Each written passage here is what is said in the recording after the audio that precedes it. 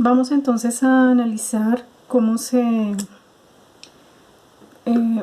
comporta la luz en este cubo y vamos a mirar un poco el tema de las texturas y bueno, aplicar un poco como todo lo que vamos a ver de tono y textura.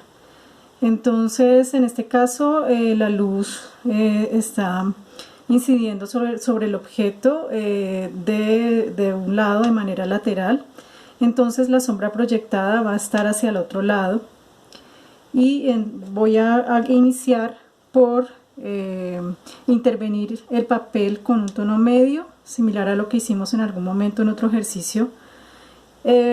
Poniendo lápiz sobre el papel para comenzar el ejercicio no a partir del papel en blanco, sino a partir de un gris intermedio. Entonces, sobre ese tono intermedio voy a bocetar rápidamente el cubo, de tal manera que lo pueda después trabajar. Y entonces ya esto nosotros lo sabemos hacer, no me voy a tener mucho, lo voy a hacer lo más rápido que pueda. La idea es como bocetar el dibujo sobre el tono medio. Entonces, de esta manera hago que la línea que yo estoy poniendo resalte un poco más sobre ese tono medio inicial. Entonces el tono medio nos sirve, cumple la función de ser el puente entre la luz más intensa y la sombra más intensa. Entonces lo que vamos a hacer acá es comenzar a intervenir sobre ese tono medio las tonalidades que yo estoy viendo aquí, teniendo en cuenta también un poco la tonalidad de base. Entonces la tonalidad más clara en este caso sería esta, la parte superior. Entonces lo que yo voy a hacer es con el borrador comenzar a retirar del tono medio la luz más intensa, de esta forma. Podemos usar una sola dirección con el trazo, como un poco casi como dibujando con el borrador, y posterior a eso entonces voy a encontrar el tono intermedio, que sería este. Entonces lo voy a dejar del color o del tono de base y voy a comenzar a superponer entonces tonos más intensos sobre eso, que sería esta cara. Entonces todo el tiempo yo voy a estar trabajando por comparación, comparando los tonos. Este sería el tono que sigue. Entonces podemos trabajar con el trazo en una sola dirección, podemos acentuar un poquito más la línea para que sobresalga.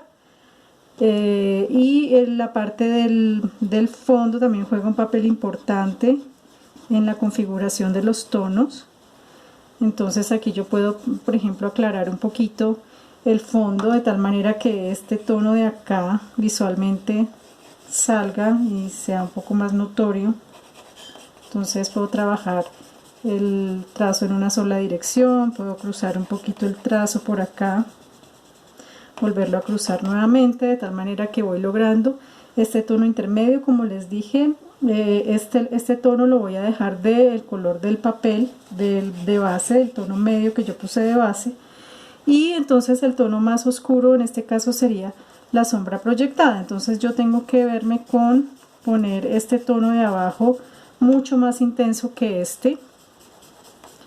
Entonces ahí tengo que pasar nuevamente y pasar cada vez. En este caso yo voy a trabajar, voy a superponer con carbón un poquito encima para acentuar un poquito el tono. Y lograr entonces que el tono de la sombra proyectada sea un poquito más intenso que el tono de esta cara. Entonces en este caso, por ejemplo, estoy viendo que están muy parecidos en mi dibujo. Entonces lo que puedo hacer es retirar un poquito con el borrador y de paso ahí yo estoy como logrando unas texturas con esa manera, digamos, de usar el borrador. Estoy logrando unas ciertas texturas ahí que pueden llegar a ser interesantes, ¿sí? Entonces tengo que lograr que cada cara del cubo quede entonces de un tono un poco diferente, y vuelvo y les repito, trabajándolo siempre por comparación. Entonces yo comparo cuál sería en este caso la tonalidad más intensa, ¿sí? El tono más oscuro, cuál le sigue y cuál sería la tonalidad más